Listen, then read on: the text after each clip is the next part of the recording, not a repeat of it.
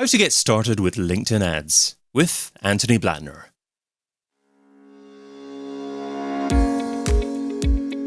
The Strategic Marketing Show is brought to you by Insights for Professionals, providing access to the latest industry insights from trusted brands, all in a customized, tailored experience.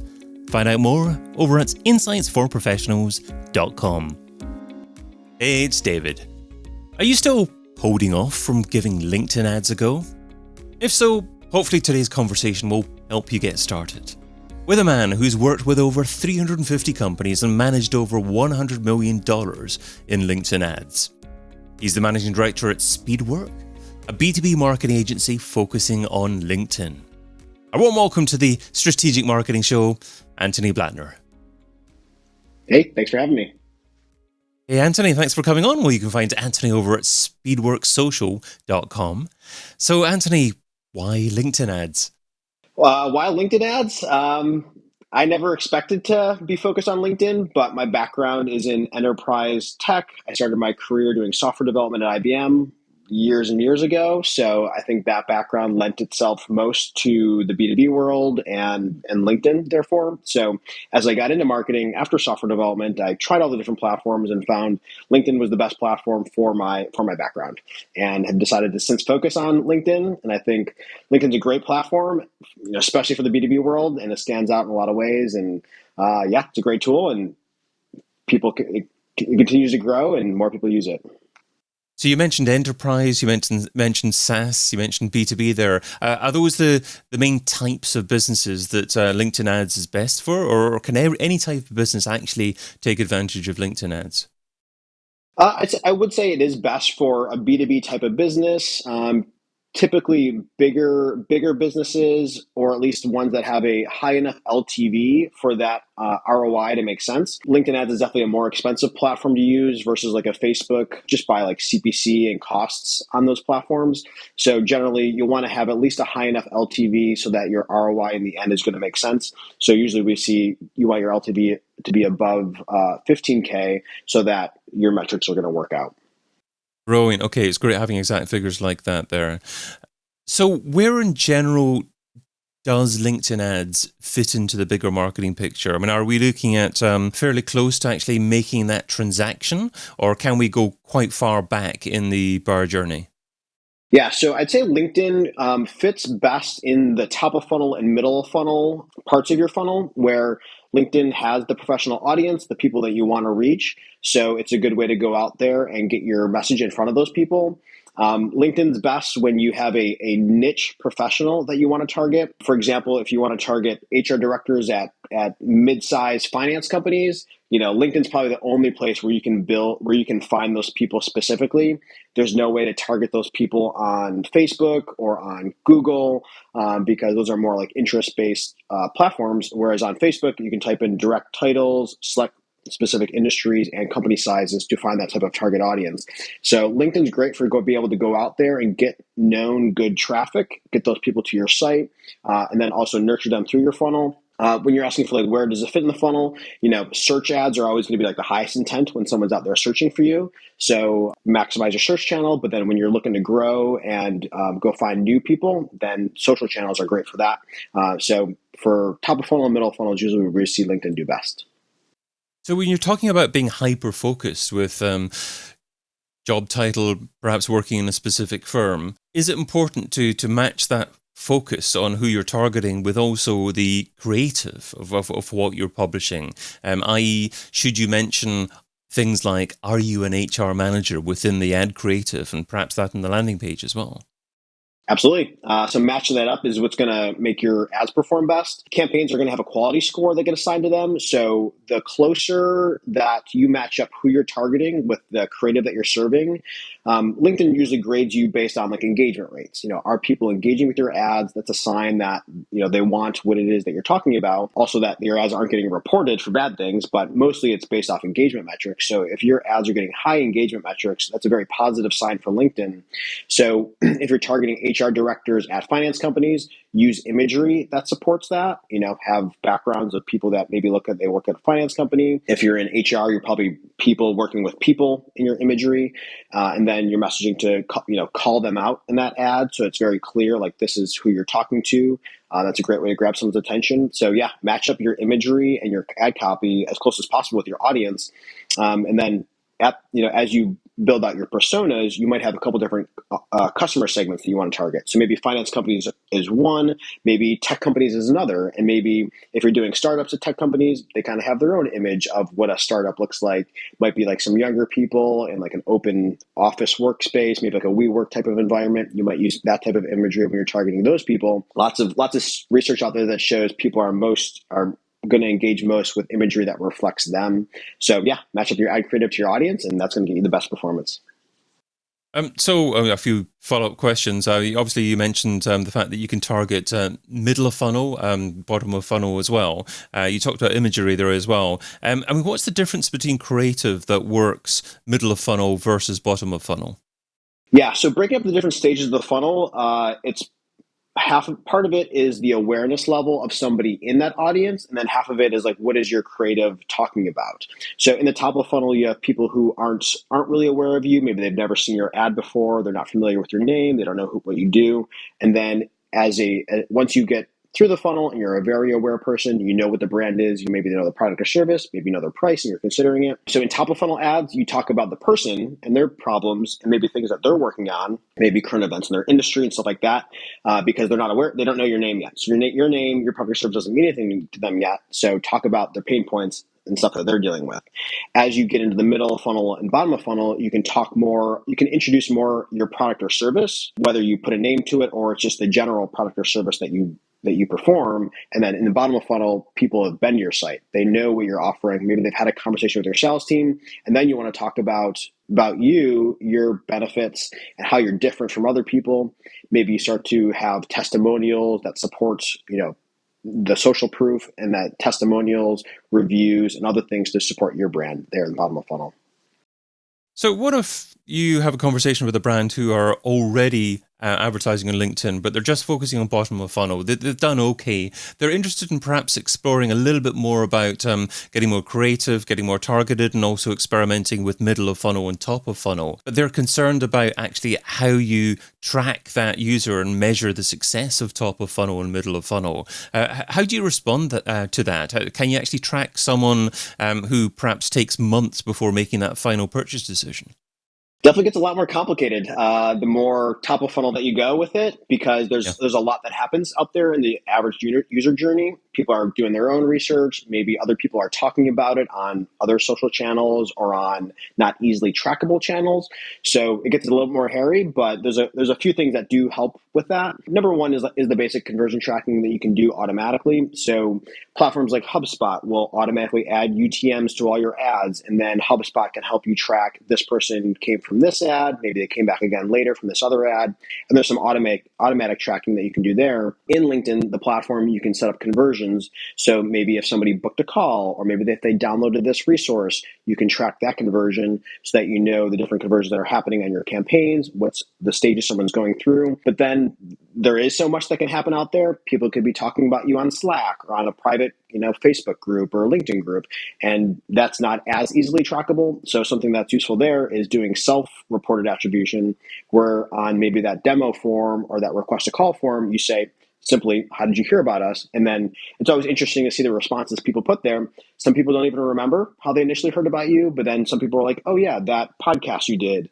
I saw that episode, and after I heard that episode, I wanted to go book a call. And it's interesting to see that service, whereas like that is not easily trackable by a CRM. So a combination of like automatic attribution and then self-reported attribution.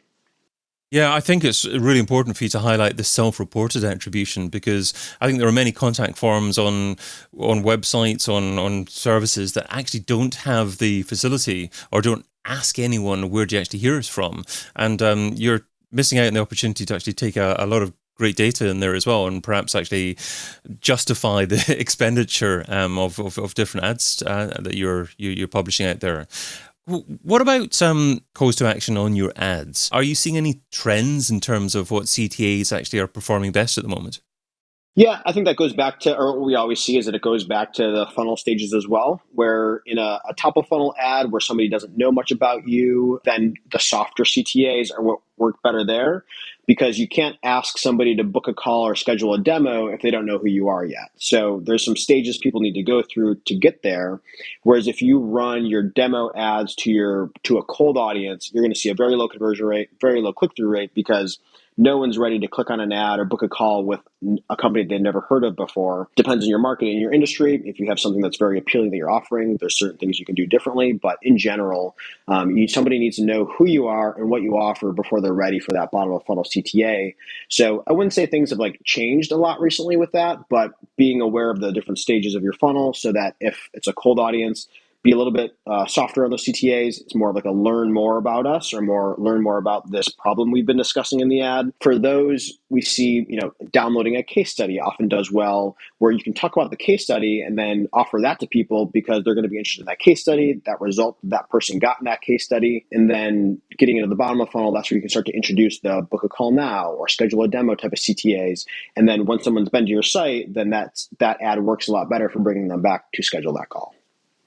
So if a marketer works for a big enterprise company and that company is reasonably well known and they haven't got started with the LinkedIn ads first, what type of LinkedIn ad would be best to get started with? Would it be middle of funnel, still pushing that just brand awareness really and the content a little bit more, or for that kind of firm, is it reasonable just to go straight to bottom of funnel with the first ad that they try?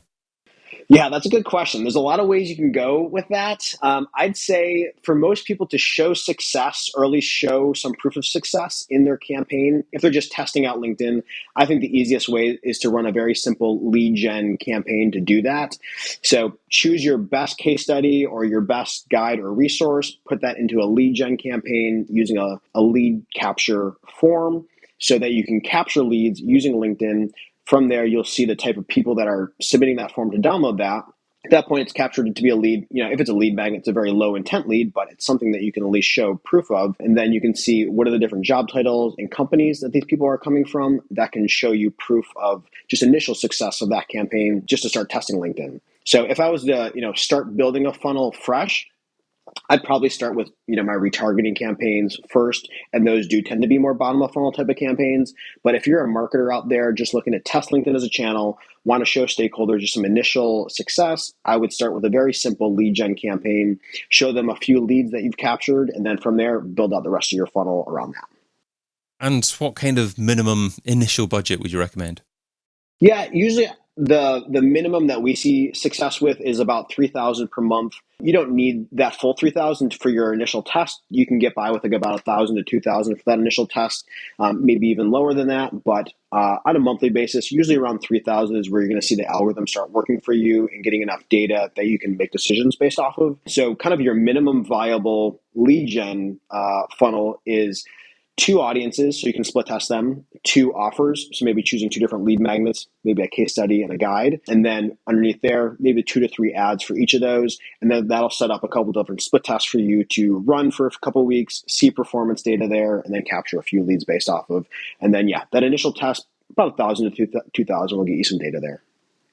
And you also mentioned to me that you've been working with a new SaaS platform in the recruiting space, and that you've been increasing their ad spend from about $10,000 a month to about $35K a month. And from that, you've added about $1.5 million to their pipeline in the first year. So certainly sounds like a very successful campaign opportunity that you've got going there. Could you maybe share a few things in terms of how you went about it and how you've improved things and I guess how you measure success, things like that?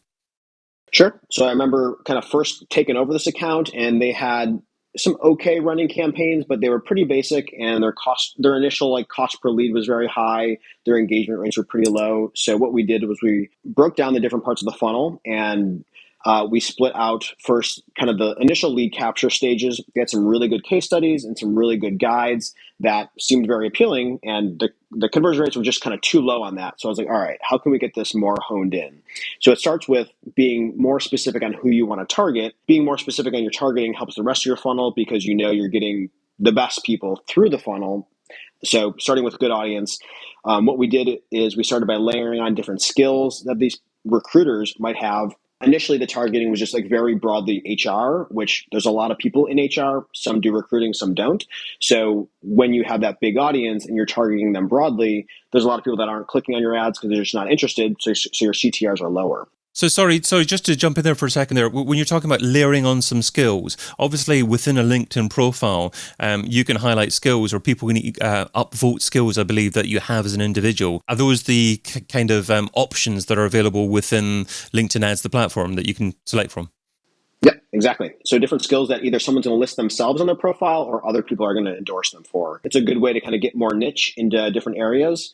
So what you can do is use different job title and company targeting to kind of get to that role that you're targeting. And for this case, we were doing HR function of like manager and above seniority.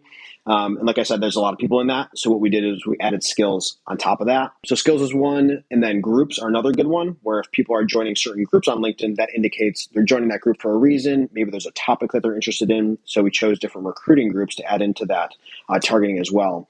So what we did is we took the big HR audience and we cut it a lot more targeted onto specific recruiter type of people with those skills. And then we also split tested that with taking the HR function, and we chose specific talent acquisition and other recruiting job titles so that we were specifically targeting those job titles that were more specifically into like the recruiting function. So taking those two campaigns, it starts with like honing your targeting. From there, we saw, engagement rates increase a lot, which LinkedIn then gives you higher quality scores, lets you bid a lot lower. So what we did was we were able to decrease our cost per click a lot. And then from there, conversion rates went up and the cost per lead went way down. So for that stage of the funnel, we were able to capture leads. I think it was about like 2 to 3 times cheaper than it was previously. So they got them that many more leads in the start of the funnel there. And then once you have that many more people coming into the funnel, that's going to improve the rest of your metrics. But adding in the retargeting campaigns, what we did was we started to build out all those different ads. And if you think about, what's all the different content you have, what are the different angles that you can talk about, that are the different benefits and features that your software offers. Think about what are the different questions people ask typically in your sales process. What testimonials do you have that you can share? All this stuff is probably on your website, but people scroll around and they skim. So how do I keep these ads in front of people so that I can educate them? What are the different features we have? What are the benefits of using the software? What are the results other people have gotten? That builds a lot of awareness and social proof.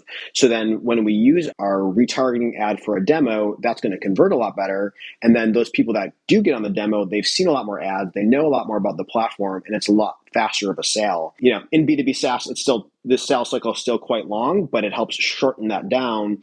And people get on those calls, they're a lot more excited. They have a lot better questions to ask, and then it just kind of helps the overall process from there.